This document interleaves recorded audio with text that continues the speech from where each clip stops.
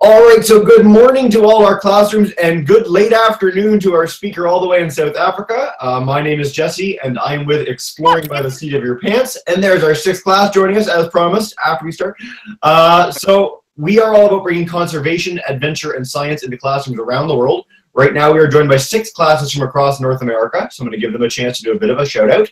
We've got Miss Gary's grade 2s in Woodbury, Minnesota joining us for the very first time. Hi guys. Hi.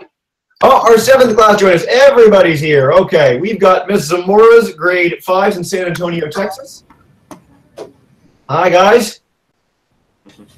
We've got Miss Hudson's grade 4s in St. John's in Newfoundland. Hey. Hey, we've got Miss Krenicki's grade 6s in Colchester, Connecticut. I think it's Connecticut. I hope so. Wow, they were so loud it like broke the mic there. We've got Mr. Platt's grade 2s in Guelph, Ontario. We've got Miss Spiegel's grade 2s in Philadelphia, Pennsylvania. Hang on one sec. Hi. Hi, guys. And we've got Miss Furnival's grade 2-3s also in Guelph, Ontario. Hi, Miss Furnival. Hi, good morning. Good morning. Yeah, that's fine. It's great as long as you're here. Of course, the reason you guys are all here today is for a speaker. So we are joined live all the way in South Africa by Alex Rogers, an educator at SANCCOB, who for 50 years have dedicated themselves to rescuing injured, sick, and abandoned seabirds and bringing them back to health. They particularly focus on penguins, which we're going to learn a little bit more about. And without further ado, Alex, thank you so much for joining us, and take it away. Cool, thank you very much. So, as mentioned, I am the educator here at SANCCOB. And if you guys don't know, SANCCOB stands for the Southern African Foundation for the Conservation of Coastal Birds. So it's not just penguins we handle, it's all marine birds. And we get different types of species. So I'm currently in my education room right now. I'm going to turn the camera around. I'm going to show you a few taxidermy that we have here. And eventually I'll actually go down into the pens to show you some of our live birds. So over here we have some cormorants over here, as well as some gulls, Cape gannets. And I'm now going to walk outside. As you're walking, Alex, sorry to bother. Just make sure you keep the camera upright, because when it goes sideways, it makes the screen sideways for all the classes. Okay, no problem. Okay. So, welcome to SANCCOB. We're currently inside, just near the entrance. And if you guys have a look over here, we have a lot of penguins. So, these guys over here, most of them are African penguins. That's the only species found in South Africa and another country in Namibia. But they're all on the African coast as well as on the continent. And these are the guys that we mainly take care of. So on average, every year we get about 2,500 patients. It's actually very scary. And a lot of the animals we handle are endangered.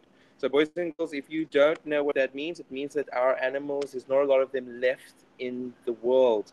So for instance, our African penguins over here, there used to be about 4 million of them about 90 years ago. Now they're down to about 2,000 individuals. So in less than one human generation, by 98%. And a lot of that is caused by humans. It's very scary. So things like pollution, so oil spills and plastic, things like climate change and overfishing, and quite a number of other different things. And all of these things are what we cause, but we also all have the power to change that. So there's quite a number of things that every single one on that side can actually help us with. So don't litter, recycle, reduce, reuse, be careful what you eat, save water, save electricity, anything that you're doing in the wild, in the world that actually helps the environment, helps the plants and the animals, you are helping these guys over here, even if it's all the way on. You guys still with me? There we go. This area over here, our aviary. So this is where we house most of our flight birds. Now, our flight birds could include seagulls, various species like kelp gulls and heartlip gulls, We have several cormorant species here as well. And then moving on, we have our various pens. So I'm just going to go down.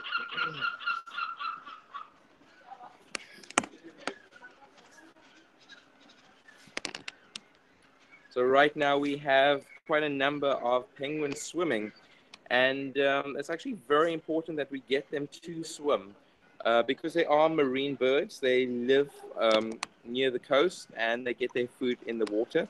But in terms of rehabilitation, so getting them better, we have to ensure that they have strong swimming muscles so they can swim for long periods of time without any help.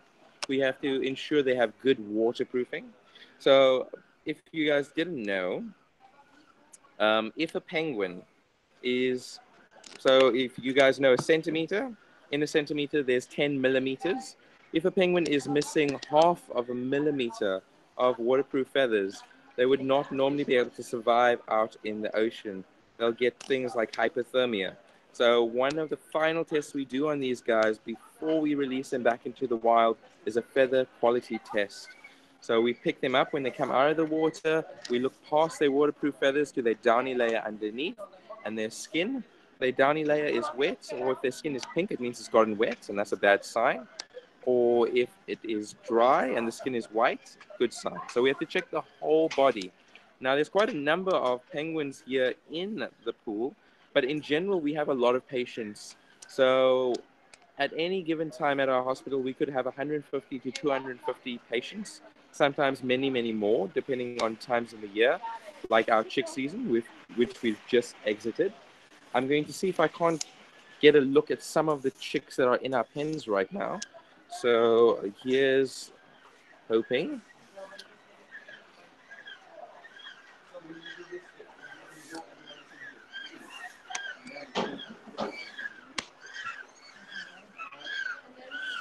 So these are some of our babies. Very, very cute. Very adorable.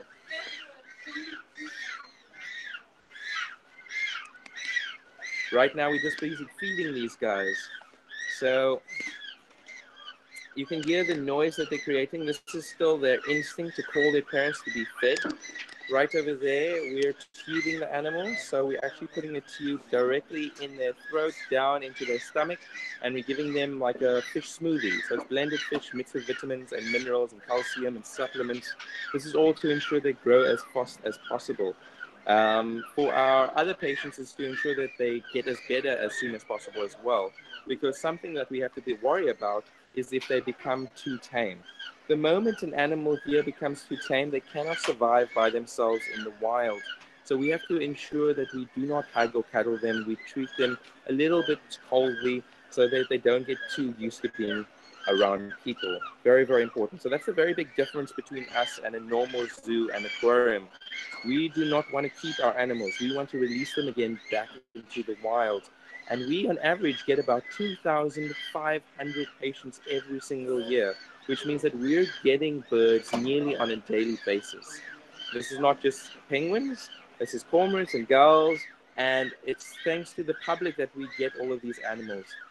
We don't have the resources or the manpower to have active teams searching our entire coastline. So a lot of the people here, in fact, all of these people here are volunteers. A lot of them coming from America, actually. America, UK, Europe, they're coming from all over the world and they help us save our animals. And they are one big reason why SANCCOB has an 85% success rate in regards to our rehabilitation and our release. Now, these chicks are here specifically because they have unfortunately been abandoned by their parents. There's not a lot of fish left in the ocean, so there's something called overfishing occurring. As well as also there is things like climate change. So climate change is affecting the temperatures and the currents in the water and is moving the prey further and further away. Now, in general, in nature, there are two main reproductive systems. You have the long-lived species that have few young, like lions and elephants and penguins. And then you have the short-lived species that have many young, like insects and frogs and spiders. The short-lived guys, they will usually sacrifice themselves to actually save their babies because there's so many babies, so it's good. But the long-lived species, most of them, if they can't look after themselves, they cannot look after their babies. They will prefer themselves. So these guys over here, if we didn't take them in, they would all be starving out there. And that's not to say that penguins are bad parents. They are amazing parents. They actually share all their responsibilities down the middle, and they actually spend the rest of their lives with their partners. So they only find one partner, and they stick together through thick and thin. But it's just there's a lot of different things out in the wild that's affecting these guys. And there's a lot of things that we can't handle, like the overfishing and the pollution and that sort of thing as well. Now, we are actually the first organization in the world to catch, raise, and release penguins back into the wild. Because we were the first, it was very trial and error for us. But right now, our success rate is very, very high. It's about 70 to 80%. And this is, once again, thanks to all the support we get from the local community, from the international community. We are a non-profit organization and a non-government organization, which means that we run solely on donations. We have to make about $1 million to $1.5 million every month. Oh, you guys still with me? Yeah. Yes, we are. Yeah. Cool. We have to make about $1 million to $1.5 million every month, only in terms of donations. And a large percentage of this actually comes from international sponsors. So a lot of zoo and aquaria actually sponsor us, and they give us quite a lot of money. It's really great, especially with the exchange rate. The shortfall, we generate our own through things like our tours, anything we sell from our shop, our auctions, our festivals, any adoptions of penguins. So literally your classes could adopt a penguin. So that would be adopting one of our rehabilitation penguins. The money would go to buying more fish and medication. So it's allowing us to save that individual. And you would get a picture of the penguin you're adopting. You guys would then give us a name of the penguin that you guys want to adopt. So you can call him anything from Professor Waddles to Mr. Black and White or anything like that. And then also you get a certificate and a letter from us thanking you guys for helping save him. And especially for America, it's not that much actually. It's the equivalent of 500 Rand, which is I think about $28 to $30. I'm not too sure. So if you guys want to specifically help our organization, you're more than welcome to, as a class or a grade or a school, to adopt one of our patients here and actually allow us to save his or her life. So these guys over here look a lot different compared to the chicks. And that's actually how you can tell the difference in their age. So when they're very, very young, they have different colorations. So in the back over there, I'm not sure if you can see. Unfortunately, I can't walk into this pen. But we have dark brown individuals. Dark brown individual. Here's one right close by. So this guy over here is a juvenile. So he's 1 year going on to his second year of life. If you see any penguins which are bluish gray, those are blues. They're 3 months going on to their first year. And then only after their second year do they get their black and white tuxedo feathers. Then they're officially adults. And you'll be surprised at how long they can live. So our African penguins, they have a natural lifespan of about 20 to 25 years. But unfortunately now down to about 10 to 15 years just because of all the issues they're facing. And in captivity, the oldest African penguin was 44 years of age. So it's actually very, very long if we take care of them. So these guys need a lot of help. And because we have so many patients, every single... one of them just exited this area. That's good that he's helping you. Okay. Because we have so many patients here and because of our limited space, we actually do releases every week, usually every Thursday, and we release them back in the colonies. So I'm not too sure if you guys know about our colonies, but our very famous colonies are places like Boulders Beach. So a lot of people come from all over the world just to come to Boulders Beach to see our African penguins. other places like Stony Point as well. So these guys over here are just about to get fed. You guys can have a look over there. There's our fish. So that's the sushi. And these guys will have anything from 3 to 10 fish a day. It depends on the condition and what species we're actually feeding. But for these guys, because they are patients here, we force feed them, which means that we physically open their mouth and we force food down their throat. Now, this is a little bit stressful on the animal, but it prevents them from getting used to being fed by people. So once again, we don't want to tame our animals. So one of the two main factors that these volunteers have to actually have to come and work here is, firstly, you have to be able to speak English. And the second thing is you have to be 18 years or older, because all of these guys over here are very much wild. They will bite us. These volunteers get bitten nearly on a daily basis, and it hurts. It hurts a lot, take it from me. So yeah, a lot of good work happened here, but it's only thanks to people like yourself that we actually kept on running. And as mentioned, this year is our 50th year of existence.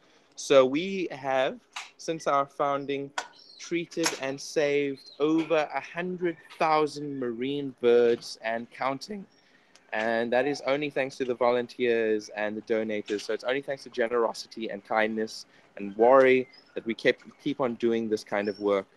And we need all the help we can get, because it takes a global movement to actually help all these amazing animals. Okay, I think I have chatted far too much. Otherwise, you guys are going to get way too bored. So I think now would be a good time to have some questions. What do you say? That sounds good to me, and outstanding, Alex. That was a great tour. All right, well, we'll start with Miss Gary's class. If you guys want to come up and ask a first question to kick us off, go right ahead. Who wants to ask a question? About oil spills. Yeah. Gavin? Okay, go ahead.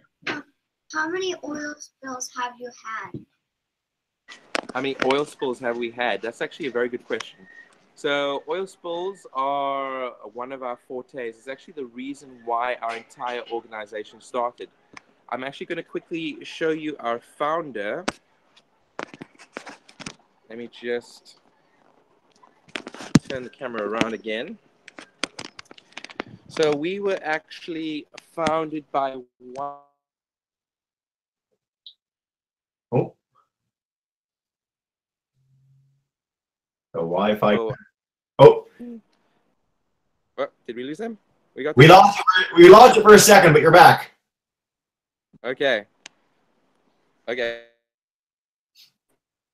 Oh. Oh. Everybody still with me? We're with you. And now not. No. So if you can hear me, Alex, you're gone again, but now you're good. Okay. Okay. I can't see the rest of the classes, but I'm hoping you guys can see. Yep. So, this is Alia Westville. She's our founder. Back in 1968, there was an oil spill, and she noticed that there wasn't any organizations at the time that handled oiled animals. So it was the SOSN spill, and she basically took 60 oiled birds back home with her, cleaned them in her bathtub, gave them pieces of hake to eat, and every week would take to the tidal pool to swim. And they were given about a 50% chance of survival. And it's thanks to her that this organization has continued to grow and become the, one of the leaders in oil spill response. So we're recognized as one of the top 10 oil responders in the world. And since then, we have had quite a number of oil spills. I'm uncertain the exact amount, but oil spills are incredibly difficult to be prepared for. So that's just because you never know where they're going to happen, you never know when they're going to happen, and you never know how many animals you're going to receive. So to give you an example, in 2000, so 18 years ago. Oh. we had the most animal rescue event in human history. That was 20,000 oil birds and an additional 20,000 that had to be removed and moved around before they got oil. So it was 40,000 individuals. Now, generally for oil spills, every bird needs at least 4 people in order to wash them properly.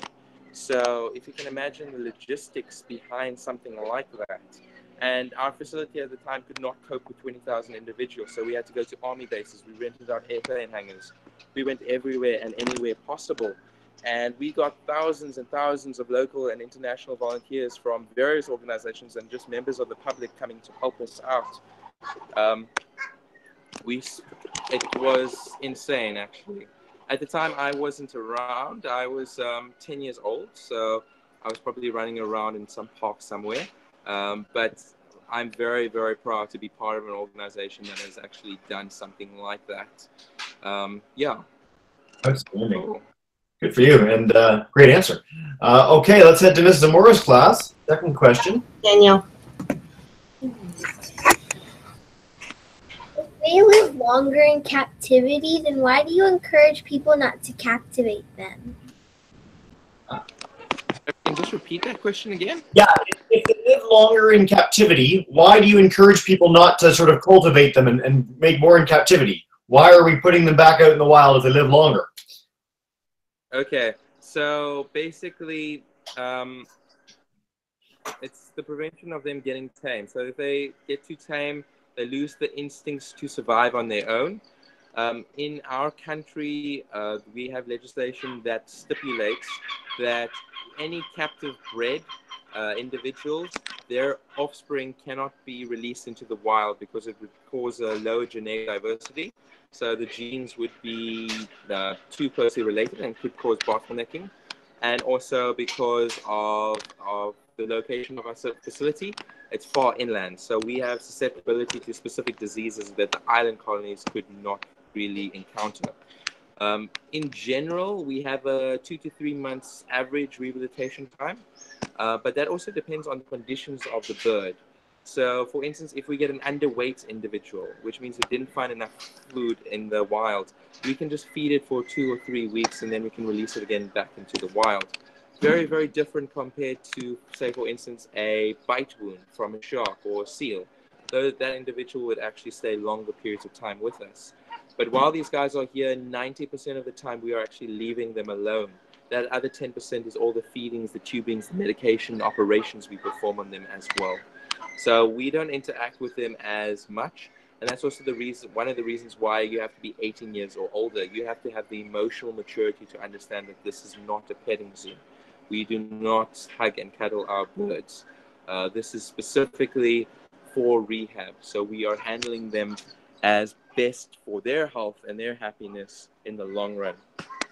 Okay, I hope I answered that question. I think it did, and in case there was just a nuance to that, I just want to mention that we want animals to be in the wild. Like, the point of places like SANCCOB is to allow them to get back into the wild. We want wild populations of animals, even if they might be in captivity, because it's better that they're out with their kind. So let's go to Miss Nikki's class. Oh, I know. It's exciting. all right, they can see you. Come on up, ask a question. Okay. Do you guys like have them do tricks in the water, or would they just like try to bite you if you tried that? Alex, did you catch that? Are you there still? Oh, might have dipped out for a second. Let's see if we can get him back. Wi-Fi from South Africa occasionally when you're walking around a facility is tricky. Let's check it out. Good question so far, guys, by the way. And so we are going to go through each class, give you guys a chance to do more. Let's just try and get Alex back first. Send him a quick message. And I can send him a quick email too and see if we can get him back. Fingers crossed. Okay. Thanks for your patience, guys. Sometimes this happens when we're doing hangouts around the world.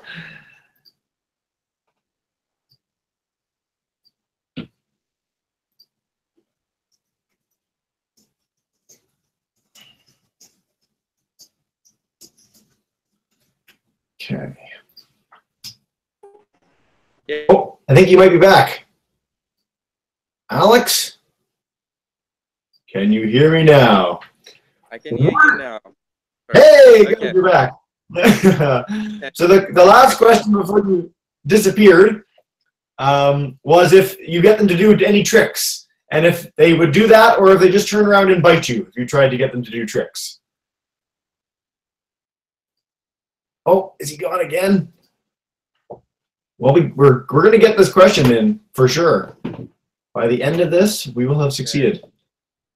Hey! So just let me know. Yes, there we go. Sorry about that, guys. That's okay. What was the last question, if I may ask? Yeah, so the last question was, do you ever get them to do tricks? Or if you tried to do that, would they just turn around and bite you? And I think we're going to drive this point home that this is a hospital and rehabilitation center with this answer. Yes. Okay, so basically all of these animals, they're wild. So they are going to attack us if we get too near. African penguins are actually noted for being one of the most aggressive of penguin species. So if you guys didn't know, there are 18 different penguin species in the world. At the moment, we have 2. We have our African penguins, which is the vast majority, and then we have 4 northern rockhoppers in here. And the reason why I lost signal is because I actually walked into home pen over here, and I think this metal meshing actually just stopped the Wi-Fi from coming through. Now, these animals are very much wild. They will attack us if we get near. And just in general, because I have spent a lot of time with penguins, in my opinion, although this could be contested, penguins are very similar to cats. So they're very stubborn. They go where they want to, whenever they want to. You can't really train them to do anything. They're very curious and inquisitive animals as well. If they see a light on the ground or something moving, they'll usually try and hunt that down. So I would say very similar to cats in that regard. But no, we don't train them to do any tricks or anything like that. That's not the main point. We are not a circus or a zoo or an aquarium. We're a hospital. Cool, thank you. Yes. Let's head to Mr. Platt's class. You guys have a question? Come on up. How do you know what boys or girls are? Ooh. That is an excellent question. So, we normally can't. So, unless you're an expert that has been working with them for years and years on end, as far as I know, most zoo and aquaria would not be able to tell. What we have to do is we actually draw blood or a feather sample, and we have to send it off to a lab, and they do tests on it. And that's the only real way to tell whether they're girls or boys. So there's no, for most bird species, there's usually like dimorphism. So normally the males are very colorful for bird species in general. And then the females are less colorful. So, but it's not for penguins. Penguins, they look the exact same. So we have penguins in here. So this pen is our fanciest pen. It's got the rocks, it's got the trees. This is home pen. This is reserved for our permanent birds. So the permanent birds are staying here forever. They unfortunately have some form of injury that they could not survive in the wild, or a few of them are unfortunately too tame. So that's the reason why they're staying here. Some of these guys have names. So things like Ballerina and Princess. Turned out Ballerina and Princess were males. That's just the name that stuck with them. And Steve is a girl. So we sometimes get it wrong, but most of the time we actually look at their behavior and we're like, okay, that's definitely a girl, that's definitely a boy, but sometimes we do get it wrong. But yeah, the oldest penguin in here, her name is Flo. She's been here since 1990. So she's over 20 years now. And this area is just to allow us, for our patients that can't survive in the wild, to give them a second chance at life so they can have healthy, happy lives. So this is like a 5-star hotel for them. They get fed every day. If they need medication, they get medication. So yeah, it's awesome. Awesome. Cool. Thank you for your question. Yeah. We have someone waiting in Miss Hudson's group right up at the camera. So if you guys want to go right ahead, go for it. How do you analyze birds' feathers are waterproof or not? I didn't quite hear that. Can you just repeat yourself? Yeah, it was how do you analyze birds' feathers to know if they're waterproof or not? How can you tell? Okay, that's a good question. So when our penguins come out of the water, we look at the feathers underneath them. So the feathers that you normally see on a penguin, that is their waterproofing feathers. Underneath that is another downy layer. And that downy layer is very important. It actually traps a layer of atmosphere. So there's a layer of air underneath their feathers that actually acts as an insulator, and it gives them buoyancy. So it allows them to actually float very well. But technically, if they have perfect waterproof feathers, that layer should not be able to be wet, and their skin should be white. So if their skin is white, it means it's perfectly fine. But if we look past those waterproof feathers and their downy layer is wet, or if their skin is pink, it means it's gotten wet. So we look at signs like that. So it's very manpower intensive. We have to pick up every single bird that comes out of our pools. And we usually do a waterproofing test every week. We can't do it every day because we have so many patients that we have. So when they come out of the pools once a week, we will pick them up. We will look past their waterproof feathers and we'll just check underneath there to make sure that everything is good or not. Excellent. Great answer. All right, let's head to Miss Spiegel's class. You guys have a question? You're good. Yep, you're good whenever you're ready. Okay. Oh. Can you hear us? Yes, I can, yeah. Okay.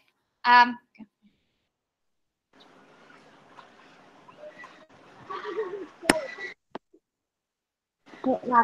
big is your place? How big is the place?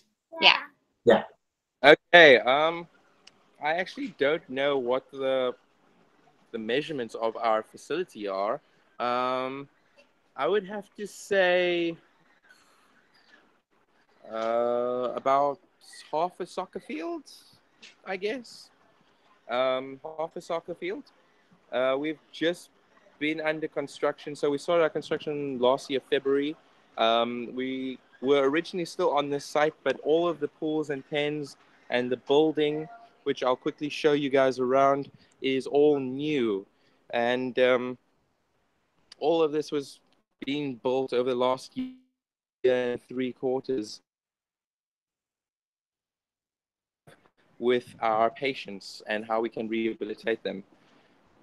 So this is actually, oh, did I lose you guys? This is actually one of our surgeries over here. We're going to walk into admissions where our very first birds that come from the wild are actually checked. So we have blood slides over here. This is David, our vet. And this is Jamie, one of our bird rehabbers.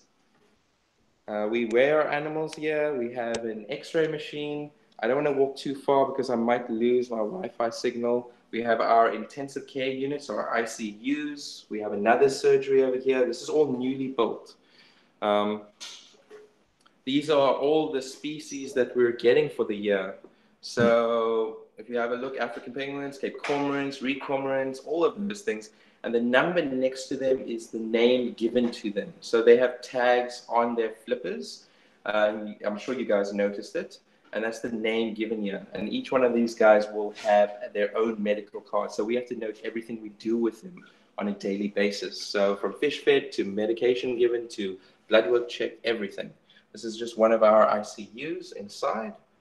So we have heat lamps in here. We have aircon in here. These guys are our weakest and most injured.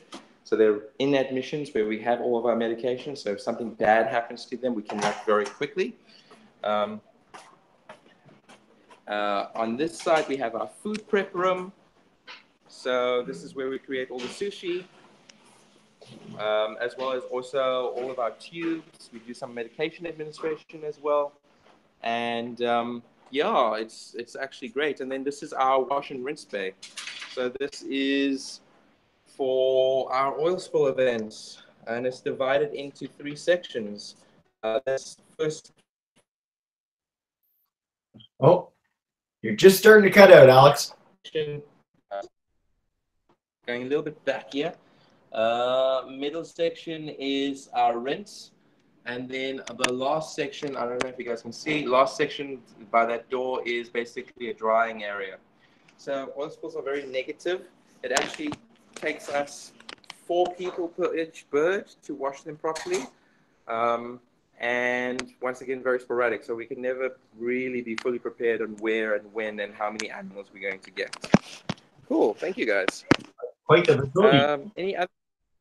Yeah, we're going to take one last question. We know we're getting to the end of your day, even if it's the beginning of ours. So we'll go to Miss Furnival's class for one more to wrap us up. Okay. Ethan, come on up. Hey, hello. Hey, you're good. We're good to go whenever you're ready. Go ahead. How do they find food in the wild? Okay, so penguins are specialized. If you guys didn't know, and I'm sure you did, but penguins can't fly. The most marine birds, they're usually flying above the water. Oh, Alex, you disappeared again. You'll come back. We'll figure it out.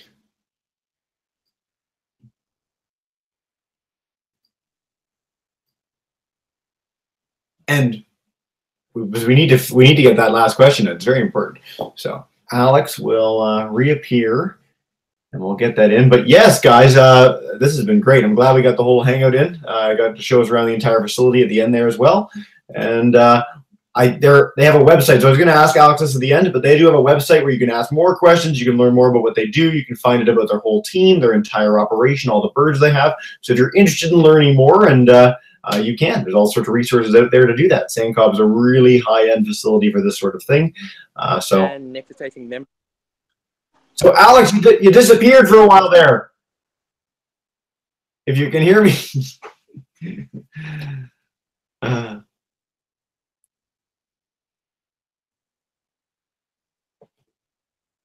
He will get to a better spot.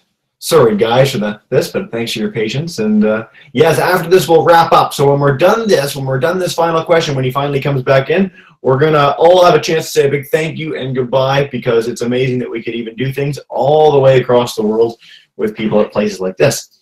So let me send him a quick message. And see.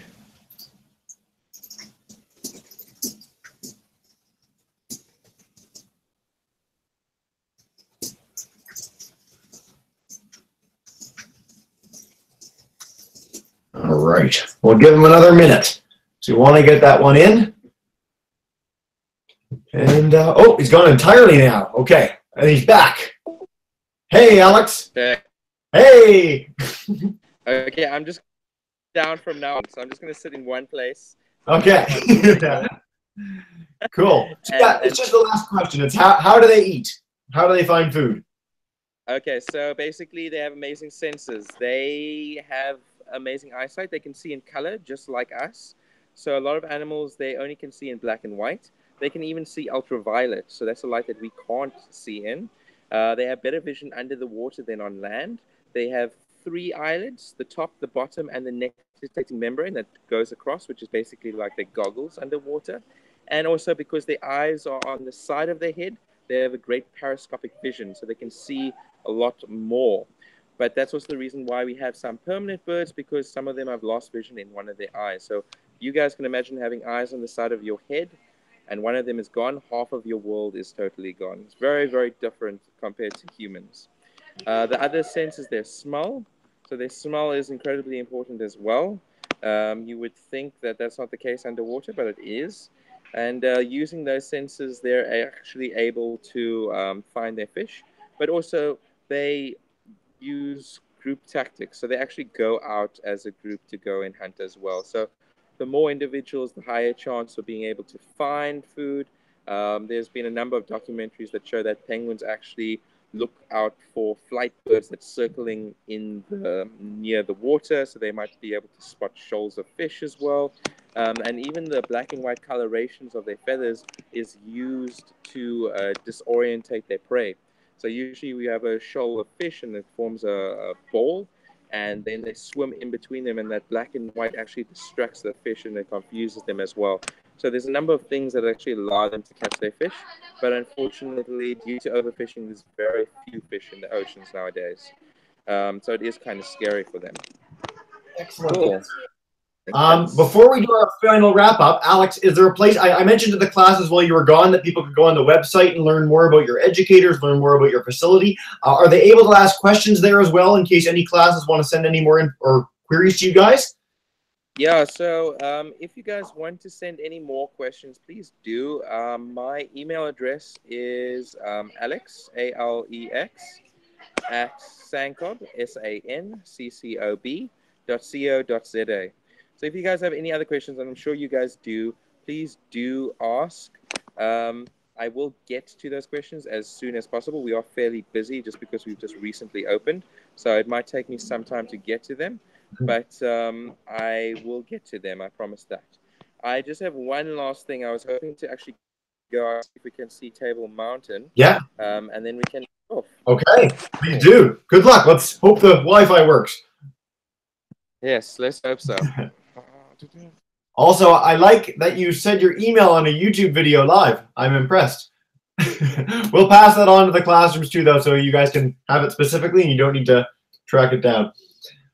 Very cool. All right. So, yes, Alex is taking us to Table Mountain, which is probably the most iconic geographical feature of the region and one of the most beautiful places in the entire world. So, hopefully we get a chance to see that in a second. And, yeah. Okay.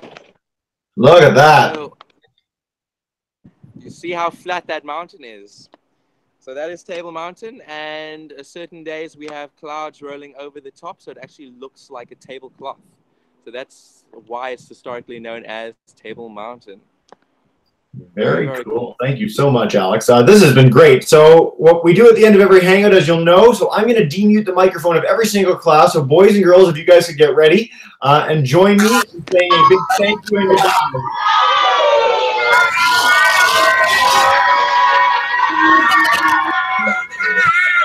Awesome. I love the enthusiasm for our classes. We've got a few more Hangouts this month, not many, and then a few into December, so please do join us for those. Alex, that was outstanding, man. That was great. So thanks so much for being here today. No, thank you for allowing me to join you guys, and I hope to have many more of them in the future. Looking